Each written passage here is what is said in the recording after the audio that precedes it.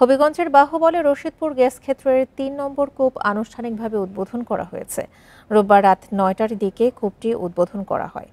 সোমবার থেকে জাতীয় গ্রিডে প্রতিদিন ৮ মিলিয়ন ঘনফুট গ্যাস সরবরাহ শুরু হবে বলে জানিয়েছে কর্তৃপক্ষ।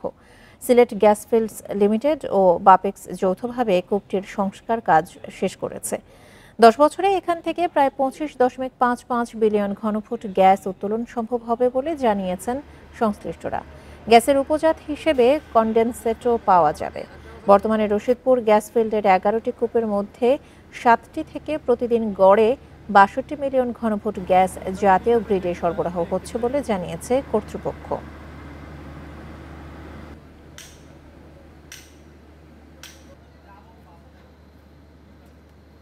ডেইলি ৮ মিলিয়ন ঘনফুট হারে গ্যাস সরবরাহ করা সম্ভব হবে। আমরা আশা করছি যে আগামী ১০ বছর এই কূপটি রান করে যাবে এবং সেখানে ২৫ বিসিএফ গ্যাস প্রাপ্তির একটা সম্ভাবনা আছে।